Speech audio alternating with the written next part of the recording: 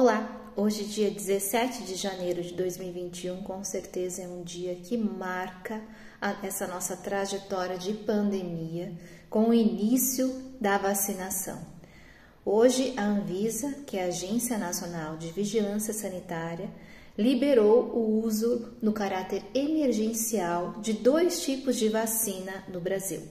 A Coronavac, distribuída através do Instituto Butantan, e a vacina da Covishield, que será liberada através da Fundação Fiocruz, a vacina da Oxford junto com a AstraZeneca. Então, essas duas vacinas serão as vacinas distribuídas através do SUS em caráter emergencial. A Anvisa hoje teve essa reunião de mais de 5 horas de duração e durante essa reunião mostrou os estudos realizados e toda a regulamentação para a liberação dessa vacina em caráter emergencial. A Anvisa, ela é responsável então por essa regulamentação e utiliza de um documento que é a farmacopeia. Por que utiliza a farmacopeia para regulamentar essa liberação? Porque a vacina é considerada um insumo farmacêutico e deve ser então liberada utilizando essa regulamentação que existe na farmacopeia. Só que essa farmacopeia é a farmacopeia brasileira. Então, a gente teve toda essa situação de adaptação, porque por exemplo, a Coronavac é uma vacina que foi realizada lá na China, então atendeu às necessidades da farmacopeia chinesa. Então, teve toda essa adaptação para verificar se os estudos eram adequados e se sim poderia ser útil, para verificar a eficácia, os riscos que estão descritos na farmacopeia brasileira. Então, toda essa regulamentação foi baseada nisso. Então, temos dois tipos de vacina. A vacina da Coronavac, então, utiliza a metodologia de um vírus inativado.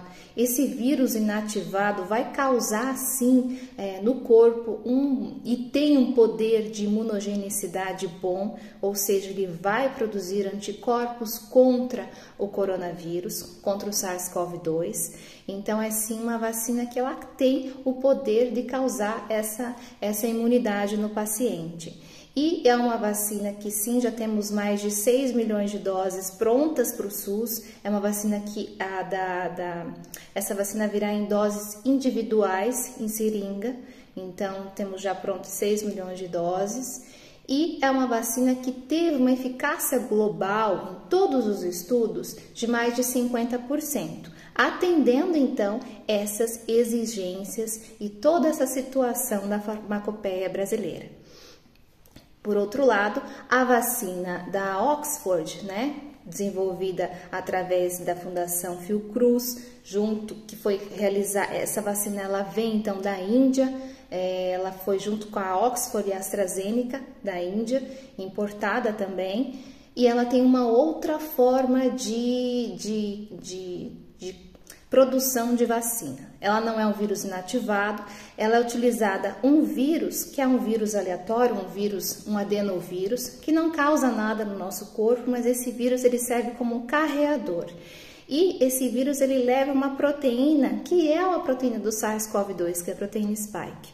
Então, essa proteína, junto com esse adenovírus, vai fazer com que esse adenovírus ele seja um vetor para mostrar para o nosso corpo que ele deve sim produzir uns anticorpos para aquela proteína que é do SARS-CoV-2. Então, é uma outra metodologia de vacina, mas que também teve um poder de imunogenicidade bom, ou seja, essa vacina promove no corpo produção de anticorpos, que é isso que nós necessitamos, através também de 2 doses, mas essa vacina da Oxford, então, a Covishield, ela não virá em doses fracionadas, ela virá em ampola com 10 doses. E temos, então, à disposição 2 milhões de doses para a rede SUS também.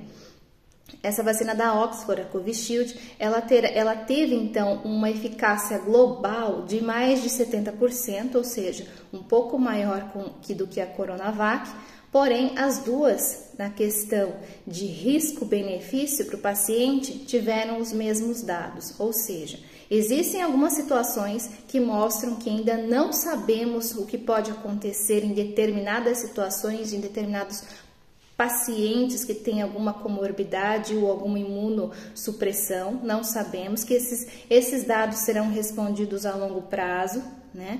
Mas a segurança foi maior do que esses riscos, ou seja, mostrando que sim, essas vacinas poderiam ser utilizadas em caráter emergencial.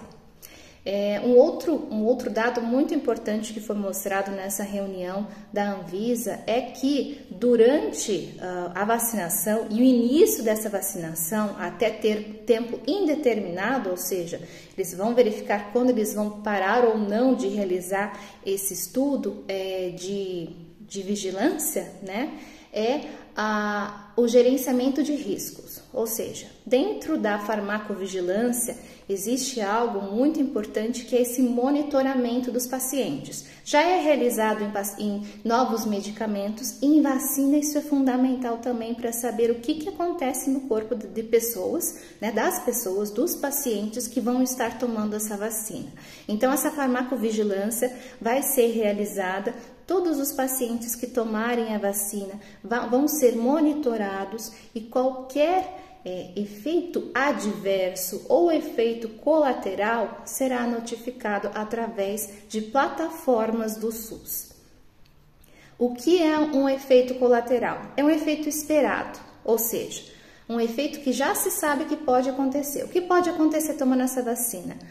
Dor no local da vacinação, febre, dor de cabeça. Isso é um efeito colateral esperado. Essa dor no local é muito comum em várias vacinas que utilizam hidróxido de alumínio na sua composição. Esse hidróxido de alumínio é um adjuvante e ele ajuda e tem um caráter que ajuda na imunogenicidade, ou seja, melhora a imunogenicidade da vacina. Ele causa uma inflamação no local e faz com que ele ative o nosso sistema imunológico para as células ir lá e reconhecer a vacina e começar todo o processo. Então, a dor no local é esperado. O que é um efeito adverso? Um efeito não esperado.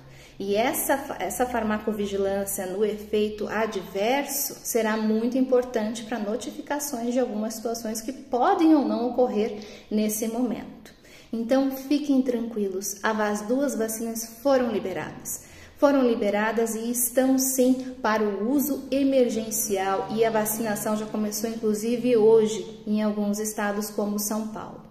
Então, sim, devemos aguardar. Teremos então um calendário de vacinação e um programa de vacinação que vai acontecer nas próximas semanas. Alguns grupos serão chamados para vacinação e essa farmacovigilância vai acontecer. E sim, estaremos